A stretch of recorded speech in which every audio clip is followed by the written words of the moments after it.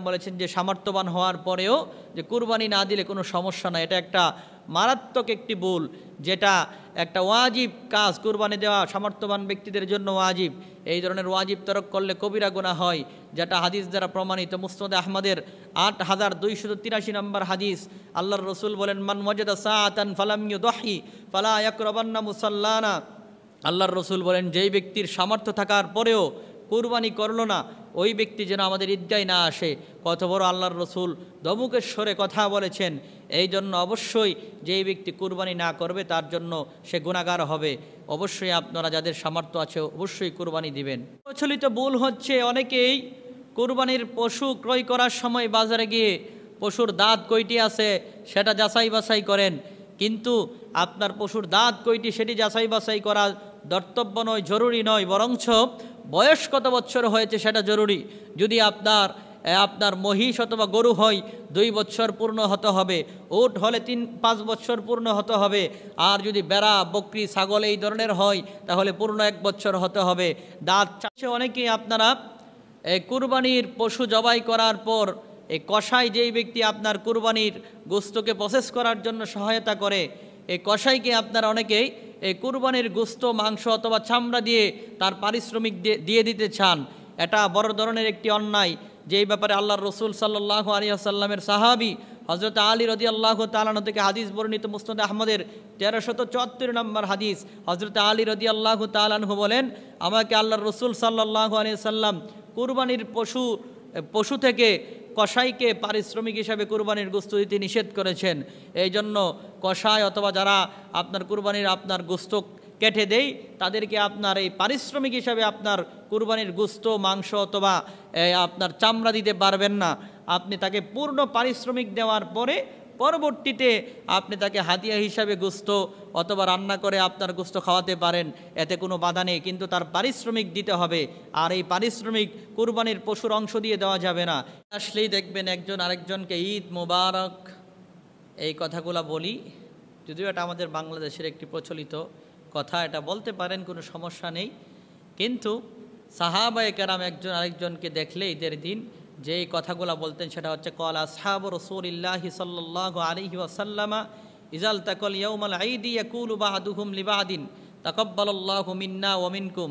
সাহাবায়ে কেরাম একজন আরেকজনকে দেখলে তারা এই কথা বলতেন, তাকাব্বালাল্লাহু মিন্না ওয়া মিনকুম, আমার পক্ষ থেকে এবং আপনার পক্ষ থেকে আল্লাহ তাআলা কবুল করুক।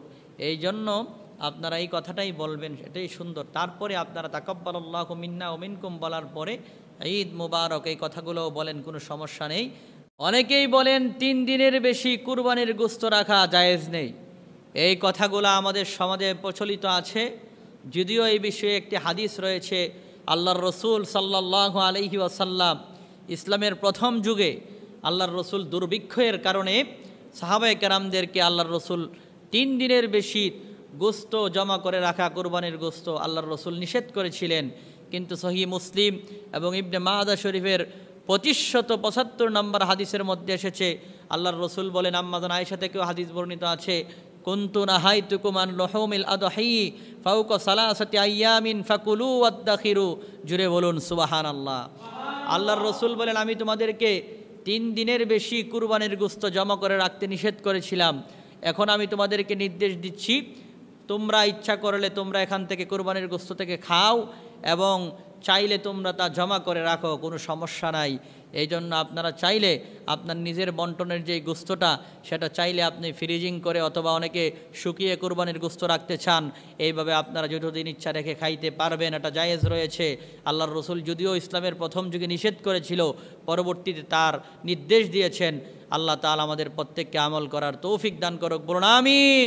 এই জিলহজ মাস আসলেই অনেকের মনে এই প্রশ্ন জাগে, কারণ প্রশ্ন জাগার কারণ হচ্ছে কিছু উলামায়ে কেরাম আমাদের সাধারণ মনা মুসলমানদেরকে বিভ্রান্ত করার জন্য দেখবেন কুরবানির ঈদ আসলেই বলে শরীকে কুরবানি দেওয়া জায়েজ নেই, এই ধরনের ফতোয়া দেয়, যেটা সরাসরি কোরআন সুন্নাহর বিরোধী একটা কথা।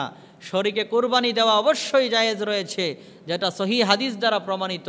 আল্লাহর রসুল সাল্লাল্লাহু আলাইহি ওয়াসাল্লাম এই ব্যাপারে স্পষ্ট হাদিস আল্লাহর রসুল থেকে পাওয়া যায়। সহিহ ইবনে মাজাহ শরীফের 3132 নম্বর হাদিস, আন জাবিরিন রাদিয়াল্লাহু তাআলা আনহু ক্বালা নাহারনা বিল হুদাইবিয়াতি মা'আন নবী সাল্লাল্লাহু আলাইহি ওয়াসাল্লাম আল বাদানাতান সাবাতিন ওয়াল বাকরাতান সাবাতিন। হযরত জাবের রাদিয়াল্লাহু তাআলা আনহু থেকে বর্ণিত, তিনি বলেন, আমরা হুদাইবিয়া নামক স্থানে আল্লাহর রাসূল সাল্লাল্লাহু আলাইহি ওয়াসাল্লামের সাথে আমরা 7 জনের পক্ষ থেকে একটি উট এবং 7 জনের পক্ষ থেকে একটি গরু আমরা কুরবানি করেছি। বলুন সুবহানাল্লাহ। এই হাদিস দ্বারা স্পষ্ট হয় শরীকে কুরবানি দেওয়া একটি গরুর মধ্যে সর্বোচ্চ 7 নাম, একটি উটের মধ্যে সর্বোচ্চ 7 নাম পর্যন্ত শরীকে কুরবানি দেওয়া বৈধ। তবে এটা খেয়াল রাখতে হবে, শরীকে আপনারা যারা কুরবানি করবেন, এই শরীকে কুরবানি করার সময় কোনো সুদখোর ঘুষখোরের সাথে কুরবানি করবেন না। যাদের টাকাটা হালাল এরকম ব্যক্তির সাথে কুরবানি করবেন।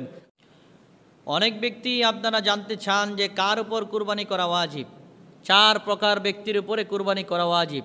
নিসাব পরিমাণ সম্পদের মালিক, যেই ব্যক্তি নিসাব পরিমাণ সম্পদের মালিক হবে ওই ব্যক্তির উপরে কুরবানি করা ওয়াজিব। 2 নম্বরে কেউ যদি মান্নত করে কুরবানি করবে, এই মান্নত করার কুরবানি করা ওয়াজিব। 3 নম্বরে ওসিয়ত করলে এই ওসিয়তের কুরবানি করা ওয়াজিব। 4 নম্বরে কোনো গরিব ব্যক্তি যদি সেই ব্যক্তি যদি নিয়ত করে কুরবানির জন্য পশু ক্রয় করে তাহলে ওই ব্যক্তির উপরে কুরবানি করা ওয়াজিব হয়ে যায়। এই 4 প্রকার ব্যক্তির উপরে কুরবানি করা ওয়াজিব। আল্লাহ তাআলা আমাদের প্রত্যেককে আমল করার তৌফিক দান করুক। বলুন আমিন।